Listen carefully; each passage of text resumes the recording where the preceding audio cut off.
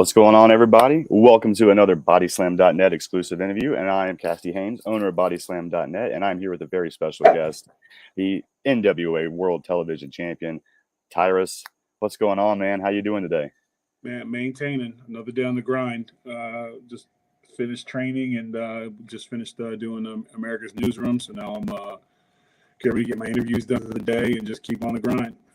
Nice, man. That's awesome. Yeah, you guys have been real busy. You got that pay-per-view coming up in 2 weeks, the Chase in St. Louis, NWA 74, and you're in the main event against Trevor Murdoch, man. Let's talk a little bit about that. How's that feel to be in the main event at the NWA's anniversary pay-per-view coming up? It's a career-defining moment. I'm extremely intense and excited about it. I'm having a great training camp for it. I'm going to probably come in the best shape of my career, probably around that 340 mark. The WWE, I was teetering around 350, so I'll be the lightest in my wrestling career. So I'll be ready to go. And I have a chance to make history. So the only other time this was done was the Midnight Express were the United States Tag Team Champions, and then they beat Arn and Tully for the World Tag Team Champions, and that was the first time we had the United States Tag Champs, and World Tag Champs was the last time in the NWA something like this has happened. So it's never happened where a television champion has beaten the NWA heavyweight champion and held the two titles simultaneously. So it's a historic history in the making, to quote Gorilla Monsoon. So I'm not taking this lightly. Neither's Trevor. And I am going to be 100% and no excuses, ready to go. That's awesome. I'm looking forward to it. If I'm not mistaken, aren't you the longest reigning TV champion in NWA history as well? I'm the longest reigning World Television Champion. I'm proud of that. I think Tully Blanchard held it the longest before that. So that in itself is a career maker. But this is what I'm going for is something that will be an asterisk by it, the only one to do it. So you don't get many opportunities in wrestling to do one, because in this business in this sport rather, with as many different companies as there are, and as many different superstars and the history, it's hard to come up with original things sometimes. So I'm very excited about this opportunity. And this is something that I've been talking about for months, and I don't necessarily think NWA leadership was really paying much attention to it, but it got to the point where I made it so loud they couldn't ignore me anymore. I'm the most seen champion on the planet. Any doesn't matter what channel you're on, what place you wrestle for, the most seen champion is Tyrus in the World Television Championship. So I said I'd make so much noise that Corgan would have to hear me, and he has. And it's set, and I can't worry about all the political stuff between him and Nick. It's got nothing to do with me. When I heard my name was on the dotted line, I signed, and I'm like, let's get it on. I'll be ready. So what's up? No, and I agree. You probably are the most seen world champion, because me, as somebody in media, and I get more people asking me questions about you because they see you on Fox News all the time than I probably do anybody else, especially like my family and people like that aren't really wrestling fans. They know who you are because they see you on the news all the time, and every time I go to visit, they're always asking me questions. What's that exposure like? I mean, what's it feel like to have both worlds? Because you're known in wrestling, and now you have all this on Fox News. Let's go through that process, because I mean, it's obviously something great to have that exposure for the NWA title. Was that your idea? Was that Billy's idea? How did that come about? No, it was Billy. Corgan is the type of owner that he lets the wrestler be the wrestler. He doesn't. He's there. If you come to him to ask him a question or opinion, he'll give you an answer. But he lets wrestlers be wrestlers. There's not a lot of do this, do that. When I won the World Television Championship, I thought it was my responsibility for the wrestlers before me, the Dusty Rhodes, the Tully Blanchards, the Mike Rotundos, the Stunning Steve Austins, everyone who's held that world, Nikita Koloff, everyone who's held that television championship. They were the best thing on television. And as a child growing up, the most championship matches that you saw were the World Television Championship because it was on TV. So I felt that my platform, the championship belt, as long as I hold it until somebody takes it from me, it was my responsibility to not only give thanks, but to honor the sport that has been so great to me. And I will always be a wrestler first. And all this stuff is great. I love the platform I am. I love performing. I love stand-up comedy. I love talking about common sense, real things. I love writing a book, but at the end of the day, everything where I am today started in Deep South, training 2 times a day with Bill DeMont and Brad Armstrong and Dr. Tom Pritchard and the great, the assassin, Jody Hamilton. So those roots run deep, and I take a great amount of pride in letting people know that wrestlers aren't just great athletes, we're great minds. And when you look at the world today, like, who is the number 1 actor in the world? The Rock. Yeah. Number 2 or 3, you got to start giving Cena some credit. Who is the most seen has the number 1 comedy show in America? Tyrus. You know what I'm saying? And the list goes on and on. There's so many. MVP is out there. He's dropping rap albums. Wrestlers are the most talented entertainers in the world, and we're finally getting our just dues. Like Dolph Ziggler, he's been doing stand-up comedy forever. Mick Foley's an accomplished author. Like Kevin Nash is literally he's going to win the major award pretty soon for acting. Dave Bautista, like when you look at the list of guys who have transcended from outside of the ring. And every one of them still maintains the ring. So, and I thought it was important to me to carry that on. So that's why people are like, why do you only have to wear the belt once? No, I wear it every damn night I'm on TV. And until someone pries it out of my dead hands. But until that time happens. And then here's the thing, not that I'm looking forward to lose anytime soon, but the next guy who holds this title is going to have the prestige and the attention that went with it. And I'm extremely proud of that. And I'm excited to be doing that with 10 pounds of gold. So, good thing I got big, broad shoulders, so I can fit it over here just fine. But I'm excited about it. That's awesome. You touched on something I was going to bring up at some point. Deep South. I mean, that was your first start because you didn't really do the indie scene like a lot of guys do. You were hired pretty much by WWE and then sent to developmental, right? In 2006? I try out. You can't talk about this without talking Tommy Dreamer. Tommy Dreamer saw me in a bar fight in Saddle Ranch, and he just thought it was hilarious how I laid waste to 2 guys with a smile on my face and carried them out like a suitcase. And Tommy was like, you need to do that on TV. Obviously, you can tell just by talking to me that I'm a diehard wrestling fan, historian, and I was so honored that Tommy was there. I, kind of smirked like, yeah, right, sure.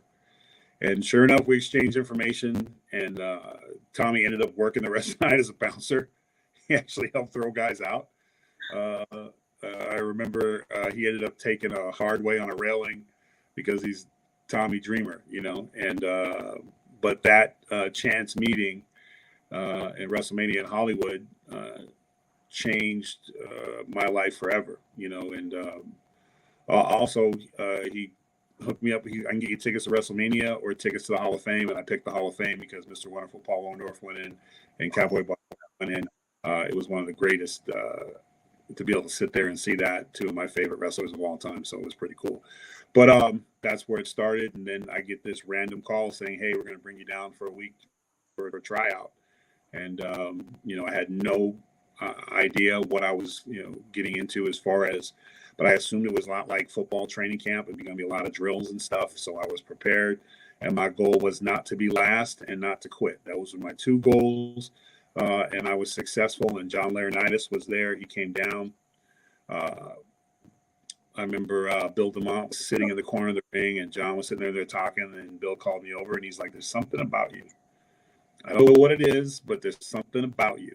And John said, I'll tell you what, kid, you lose 50 pounds, I'll sign you. I said, done. So I went back, started training at Venice Beach with my good friend Rico and Chris Bohr, which you would know from Bigger, Strong, Faster. They hooked me up at Gold's in Venice, and I started doing it. And I ended up losing, I think it was like 95 pounds. And John Laurinaitis was a man of his word, and he gave me a deal, and I went to Deep South and started training. That's incredible, man.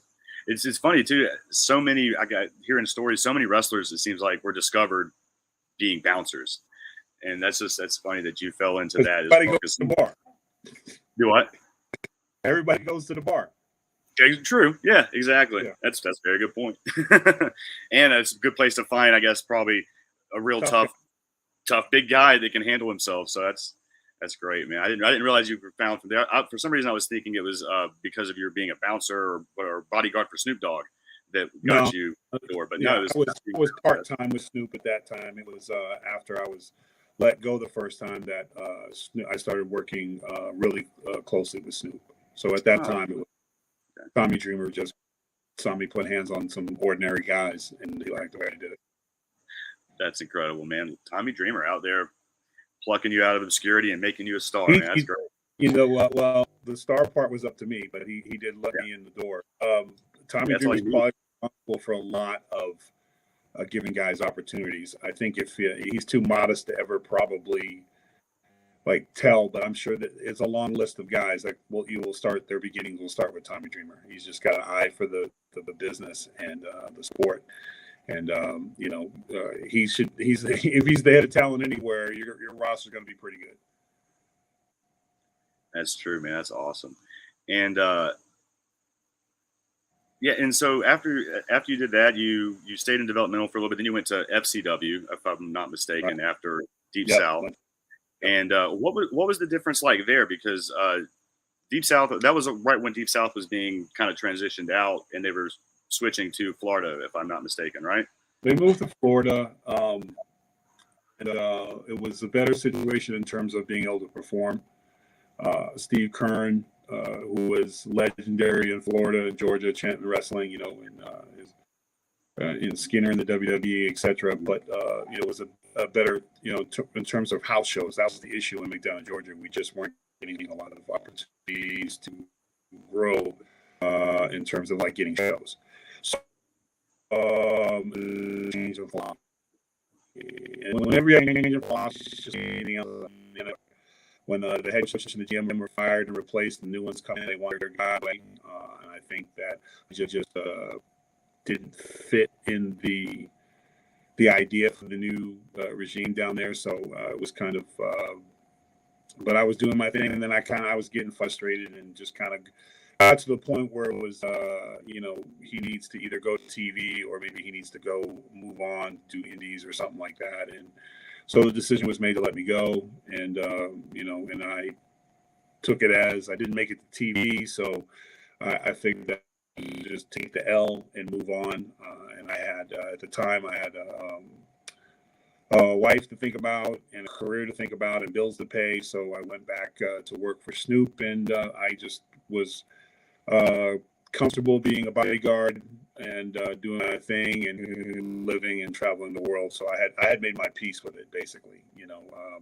Got asked to do a couple indie shows, but I just kind of felt like if I didn't make it to TV, then there was really no point. There was no upside to wrestling other than just for the fun of it. And unfortunately, financially, I wasn't ability. You can do what you want to do when you're in a position to do it, but when you're not, and when you're making, $2,000 a week bodyguarding plus overtime, it's hard to say I want to go wrestle, for $50 somewhere and get a chance to perform. So I've always been very realistic about what's important. And as much as I just wanted to wrestle and travel the world, I didn't feel it was an option. And again, I was kind of naive. I didn't know a lot of the connections as far as, because I was brought in through the WWE. I didn't know much about New Japan. I didn't know much about opportunities in other places. I just thought if they call you, great. If they don't, they don't. I didn't realize that you have to actually go out there and sell yourself or whatever. But it ended up working out all right. So once I was there doing my thing, and then it was Snoop who was doing Monday Night Raw in Jacksonville, and I didn't want to go. We were coming off a European tour. I didn't want to go because I'd been fired from there. And I mean, no one wants to go back to a place you've been fired from. It's awkward. So, but he said we couldn't switch out. I had to go. So I did. And as we walked up, it was John Laurinaitis and John Cena walking up to us, and they shook Snoop's hand, and then they went right to me and shook my hand. And, Laurinaitis said, never shall let you go. We clearly made a mistake. It was a misunderstanding, and you were frustrated, and we were frustrated, and would like you to come back if that's something you want to think about. And I was ecstatic, but I handled it cool. You know what I'm saying? I was like, oh, can I take a couple weeks to think about it? You know what I'm saying? It's like your ex-girlfriend dumps you, and then she sees you, and then she's like, hey, can we go out again? And I got the upper hand, so let me enjoy it. You don't want to appear desperate, right? Yeah. And at this point, I was coaching the football team. I was a mainstay. Oh, Snoop. I was getting opportunities in TV just by being around Snoop. So there was no guarantees with the WWE. I could have went back and been in the same situation where I was in developmental and never got an opportunity on TV. So, it was a huge risk, but I thought about it a long time. I was like, I could always be a bodyguard. I talked to Snoop about it. And he said, you could always be a bodyguard. You can always do this. But wrestling was a small window. And I think you're more than a bodyguard. So give my blessings, go for it. And with that, I did. And it ended up working out. It's awesome, man. Yeah, it's an interesting path you took to get there. And not a lot of people have that. A lot of people put the grind in through the indie scene and do all that. So it's interesting to see how you traveled through the business and where you are now. Do you? Yeah, I mean, a lot of different roads, and I have a lot of respect for the guys who work the indie scenes, and they're working their ass off and for love of the game, and they get there, and they have different paths, and some of us, and some are just somebody just sees you have a look, and you get to go that way. But at the end of the day, it all comes down to how much you love the business and the sport, and how much you're willing to put into it. You can be the biggest fish in a little pond somewhere, and then you get up on the main stage, and you can't transition. So it's just the you love it, you put into it, and can you produce? Right. Yeah. You mentioned that you do stand-up comedy, and that made me think of something. So I won't mention the wrestler, but my roommate is an indie wrestler, and he actually worked a show a couple weekends ago with a former WWE guy. He's worked everywhere, Impact, all over the place. I won't mention his name, but my roommate's kind of a funny, he leans on the comedy side of things. And this guy told him, like, straight up, like, wrestling isn't stand-up comedy. But he and I we kind of think a lot of it is, because if you could think the way you captivate the crowd, the way you work, and wrestling is, a lot of comedy involved. And do you feel like, what do you think about that? Because you do stand-up comedy. Do you think that translates at all into your wrestling career, or do you think it helps maybe with the audience, or how do you think they correlate at all, or do you agree with him that wrestling isn't stand-up comedy and you got to keep that away from it? No, they're different, but the same. I have the number one late night cable comedy show in the country, and presence is everything. Can you tell a story? Is it entertaining? In those aspects, it's very similar. Wrestling simulated combat, but it's and that's why wrestling and to do pretty well in other forms of entertainment. But timing's everything. So, but either you're funny or you're not. You can if you can get an audience for an hour and do your thing, you can do it. If you can't, you can't. I've been doing it for over 6 years now with Fox. I got a huge following, and I'm doing my first show at the Wild League on August 26th on Friday, and it sold out within 32 hours. We sold out. So, 400 seats sold out for 32 hours. So it's going to be a hell of a show. And then the calls just started coming. Hey, can you come to Atlanta? Can you come to Dallas? So it's kind of cool. And, and because you've been on the road with the guys, when you travel with guys, and you bleed with guys, and you train with guys you trust. And Sandow and Santino are going to be working with me on the things. I think they're going to open, behind the scenes. I got bringing boys and stuff like that, guys I work with that I can trust. I'm not a big fan of managers and agents and all that stuff. I tend to do things on my own. I rather give the money to the boys, and so we're building a team. We got the Three Wisemen podcast on Fox News, which everyone's going crazy about. So there's a bunch of wrestlers just running our mouths and having fun. When Fox asked me if I wanted to do the podcast, I said sure, but I'll only do them if it's with my wrestling buddies. So, and in doing that, you're opening doors. Kevin Kiley, aka A-Rye, he's back on the scene now. I got him to come out of he kind of disappeared after his WWE run. So there's either you can entertain or you can't. And great at entertaining, you can do all the things. You're different. You're funny or you're not. And if you're funny, laugh and you'll do the thing. But being on stage for 45 minutes and making people laugh and think at the same time is not easy. And you can't just be hop from one to the other. You got to be a student of the game. And you got to be able to, at the end of the day, you got to be able to produce. Nice. Yeah, I agree with you 100% on that. Let's talk a little bit more about the NWA, because it's a totally different product really than a lot of the other things that are out there. It's got that back to that old school studio kind of feel, and just the way Billy does things is obviously different than a lot of the other people. What do you think about that? How does his style of doing things? That's why I'm at the end of I like the fact that it's a more aggressive style, probably more similar to the Japanese style. The guys tend to be bigger and more physical. It has that it's that niche for us to fill. There's different styles, different places, and different tastes. WWE has their style, AEW has their style, AAA has theirs, Impact has theirs. NWA we're kind of brought back what old is new, and if it ain't broke, why fix it?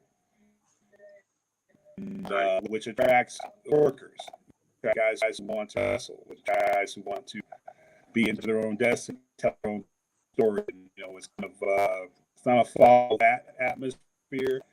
It's an individual sport, but it's a team effort, and one wants to do well. And we have a bunch of guys who have all the guy at one point somewhere, and have also been not the guy somewhere. It's just a very humbled, fun locker room where everyone wants to everyone's competitive, which is great. And it's building into something special, and I'm glad that I get to be a part of it.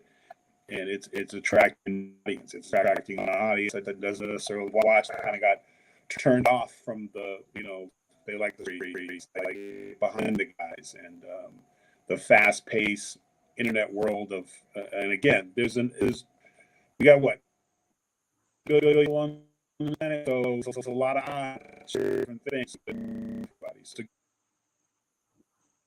wrestling. It's a beautiful thing. Had a little hiccup there. I think your internet kind of lost connection there for a second. There you go. I think you're back. I think you locked up for a second. You still there? Yeah. Can you hear me? Okay, there you go. Sorry about that. Yeah, I can hear you. All right. Yeah, man, I agree.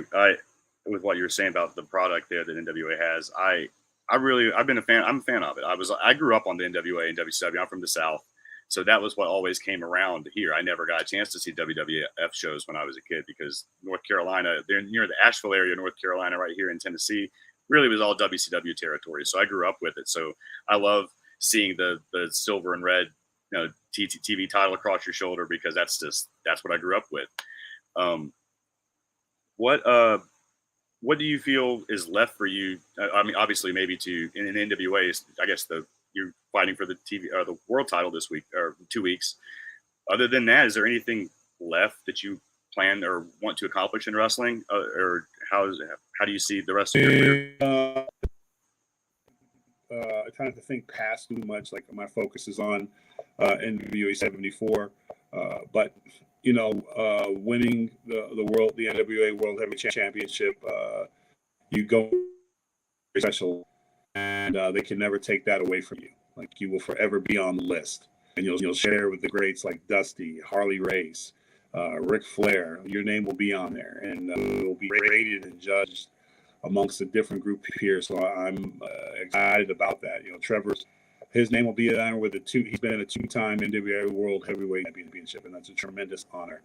And, you know, I couldn't be happy, but unfortunately, the way things worked out, he's in my path now. It's just kind of like the same thing with Pope. You know, Pope was a world television champion, and I like Pope, and we get along. But unfortunately, it's not personal. It's just business. But it's personal in terms of the title. I want the championship, and I want the respect and immortality. I've had an amazing wrestling career, but I haven't had a lot of title shots, and I don't politics, whatever you want to call it. I earned this one. They had no choice, and I'm got momentum going in, so I'm taking full advantage. After that, we'll going to defend it, and we'll just kind of go from there and see what happens. But at some point, you know, as long as my body feels good and the fans show up and the seats, I'll be there. But at some point, it also comes to an end, and I think most likely for me, at some point, I'll follow my hero's footsteps, Gorilla Monsoon, and transition to sit behind the thing and tell the story and get people hooked like I was hooked when I was a child. I looked forward to Gorilla Monsoon's voice, and it didn't matter whether it was Bobby Heenan or Jesse the Body Ventura. And then, of course, Jim Ross, I think, made everyone come out of his seat with his passionate displays. You know, you think about what would Stone Cold be, or The Rock be, or Lex Luger, or Sting be without Jim Ross. You know, that story, that narration, that is so important. He always made and Gorilla Monsoon and Jim Ross always made the wrestlers story. They were never the story. So those steps at some point, not yet, like they say in Gladiator, not yet. That will probably be the plan. That's awesome. We talked a little bit about comedy, and you touched a little bit about some of your acting stuff that you did. Do you feel that how does that your acting career and what you've learned, or how that experience that has to translate and be real helpful to your wrestling career? You would think. Do you feel like that puts, like, because you mentioned The Rock, you mentioned John Cena, these guys that have gone out and had successful movie careers, and obviously it translates to their wrestling career. Do you feel like that's helped you get to, you know, set yourself apart from everybody else? You know, just having that experience. The fact that I've been able to do a lot of things is pretty cool. Wrestling helps you for everything else, but everything helps you for wrestling. You don't get 50 takes in wrestling. You don't get a stunt man to save you from an ass whipping in wrestling. Although I'm my own stunt guy. It's for obvious reasons. It's kind of hard to know. But even my stand-in's got to stand on boxes and stuff. But wrestling prepares you for those things because you're asked to do things at a high level with live. So that ability to produce live and have the quick timing to be able to fire back, you don't necessarily have. You know, I think it was Sid Vicious that said, "Let's do it again. We're live, pal." That type of sense of urgency that is in our sport carries over, and a lot of times film and movies, we'll do one take and be like, "All right, we're good," but then they're like, "Oh, we gotta get this angle and gotta get that angle," and the actor's like, "I wasn't really happy with it." I'm like, "What?" But you have to. But it's a different world. But the one thing that wrestling does prepare you for is to hurry up and wait. So, and that's pretty much the key to acting and TV, etc. Is that you're going to hurry up and wait and be prepared, and you never know when you get that call. You know, the card subjects change all the time, and you it literally was getting ready. I think I was going to face Rodney Mack again, World Television Championship, with punk ass Aaron in his corner, and the landscape changed. I got a call. I got the main event, and I had to be ready to go. So that's wrestling in a nutshell. So yes, good for other things. Other things do not help you for wrestling. The one thing that helps wrestling is wrestling. Nice. I actually didn't think about it that way, that wrestling be the one that gives you the edge up in the acting because of, like you said, just the liveness. That makes a lot of sense. And that's probably why, you know, like you said earlier, like The Rock's the biggest movie star currently because he has that background and he's able to just do that. That's interesting. You like I was doing some research, man, you do everything. Like you have so many different, you do so much stuff. And I didn't even talk about your book, which I'm super, that blows me away. A New York Times bestseller. Like there's not many people that can claim that. And Just Tyrus, a memoir, it's basically I wanted to read it, but I didn't get a chance to yet. So I kind of did some skimming of it and like looking around. But so it's basically just an autobiography. Am I correct on that? Kind of. It's a Kind of. little different. It's a story from my life and how I apply them to my thinking today, and how I it's just it's a little look into my world and how I think, and some fun stories. But it's a book about accountability and owning your shit basically, and not letting uh, road bumps and things. We all got scars, but you're not defined by them. It's a reaction that you're defined by. It's what you do when you get hit in the mouth. And I show a lot of examples of me getting hit in the mouth and being able to bounce back from it and look back at it from a point of wisdom. And every situation that didn't go my way, with very few exceptions, I probably could have avoided it had I been a little more in touch with myself and a little more honest with myself. So I think that's why it's so successful and has done so well, is that people relate, because it doesn't necessarily have to be on the grand scale of wrestling, just in life and in our regular jobs. And when somebody gets fired, they want to blame the manager, or they want to blame, the coworkers didn't like me, or this person or that person. But then if you really are honest with yourself and look at it, like, who was the person that was late, 3 or 4 times a week, finished tasks? Like, who was the person who was on his phone instead of watching the floor? And you can look at yourself, and it's a lot easier to fix things when you look at yourself. And when you blame other people, it's a golden ticket not to improve. So I try to keep everything on me, and I think that's why I've been able to be somewhat successful at things I've tried, because when it doesn't go my way, I only look at me. And there's always going to be people who don't like me and don't like the way I look, or whatever the case may be. But that's everybody. Somewhere, but they're not going to define me, and they're not going to influence my destiny. So it's not rocket surgery. So it's just a fun book. It's easy. Most people read it in like 2 days. They kind of just knock it out. They get caught up in it. So, which feels great. And to be the #1 book on Amazon, which to me is the biggest award, because that's people actually buying the book, and being a New York Times bestseller, Wall Street Journal, USA Today publishers, Barnes and Noble's #1 was pretty cool, and New York Times bestseller list to be number 8 and number, I think, 6 was I was expecting not to, because I came from a smaller publisher, Post Hill, but they're curated, which means it's kind of an opinion. So you could have a really great selling book, and they decide they don't want to put you on there, and there's nothing you can do about it. But I guess we made so much noise they could not do it, and so it's official. They can't take it away from me. So I'm holding a lot of titles, and it's a good feeling. I signed with Post Hill to do another one, and I've already started working on it. So a little busy time, but I'm up for the challenge. I'm enjoying it. That's incredible, man. Can you tell us a little bit what the next book's going to be about, or is that just something you got to keep on under wraps until a little further down? You don't want to, but right now the card's subject to change. But right now I'm going with just Tyrus here now. Kind of taken off from the experience what happened with the book, and obviously the book finished before the NWA stuff kicked off. So we'll talk a little bit about the NWA, talk a little bit about dealing with success and the pressures of that, and I got a bunch more stories from life to tell. So I don't want to call it a sequel, but it's a continuation of growth, and I'm going to continue to write books. I enjoy it, and it's a fun process, and there's no bumps involved, so it's pretty easy on my body. Right. That's although awesome, man. The metacarpal sometimes from typing, but other than that, it's all good. Yeah, it's a different type of injury you can work through, I'm sure. But man, that's great. I mean, now you have so many different things to fall back on, after wrestling. It's super impressive, man. And like I said earlier, most people know you that I know that aren't wrestling fans through Fox News. How do you feel about politics in wrestling? Or do you think they're able to mix it all, or do you think that that's something that needs to kind of be kept in two different worlds? Wrestling's for everybody. I don't think you should wear your voting cap when you go to watch wrestling, like with a movie or a football game. It's the spirit of the competition. Your political party is the guy you're voting for. So I don't see the two necessarily need to mix at all. Yeah, I agree. Oh, illusion. There you go. I lost you there for a second. Sorry about that.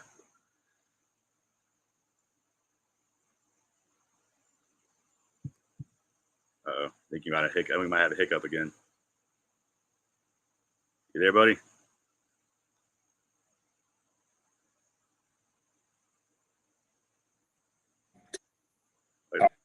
There you go.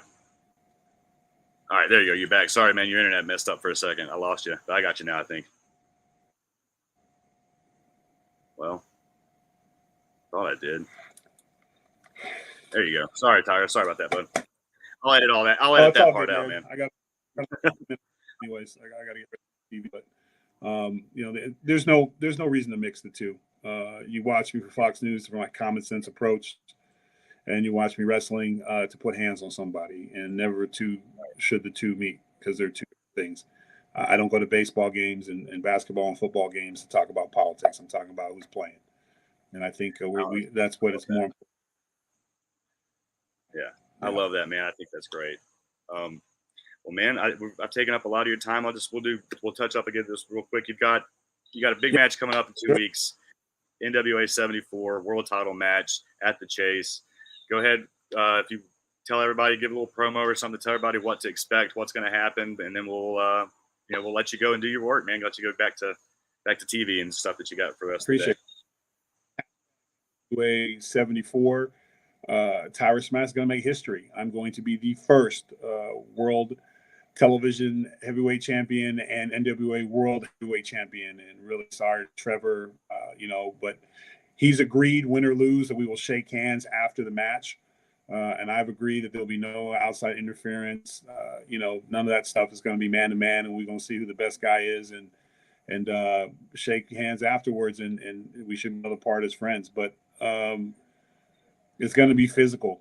I'm trying to get him out of there quick. I'm not trying to waste. I know Trevor can go all night long. He's that Harley Race's prize pupil. I was Dusty Rhodes' prize pupil. So let's get it on and let's see what happens. But when it's over, I'm going to help him up because he's going to be asleep. So I'm going to have to put him out to beat him. So I'm focusing on that, and I got some things to break out. And this training camp I've had is phenomenal. The lightest I've ever been. I'm trying all kinds of new stuff. If you look up on my Instagram, Tyrus Smash, or my Twitter, Planet Tyrus, I'm posting all of it. Can't show you all the secrets, some of the fun stuff, but I'm learning. I'm feeling great, and I'm going to be in the best shape of my career, and I hope he is, because if not, it's going to be a short night for him. That's awesome, man. Yeah, I look forward to it, guys. It's in 2 weeks, August 28th. You're on the second night, right? Second night, Sunday. Yep. Sunday night. Yep. So, guys, make sure you watch that. It's on Fight TV. I'm not sure. We'll be on Fight TV and be at the Chase, man. It's a historic building, and we're going to sell that bad boy. Get your tickets now. They're going fast. And you can get them at NWA tickets. Good deal, man. Yeah, everybody check it out. I know a bunch of people that are going to be there in the area, so they've been talking to me about it for a couple of weeks, and I wish I could be there, man, but I got a lot of other. I'm a little far away from me, but I can't wait to see you again when you guys come back to my area. So, man, thank you so much for doing this with me. I really appreciate it, guys. Follow Tyrus. Make sure you watch him on Fox News. Make sure you watch NWA, especially the pay-per-view in 2 weeks, man. So, thank you so much. I really appreciate it, buddy. Oh, did I lose you again? There you are. Thank you.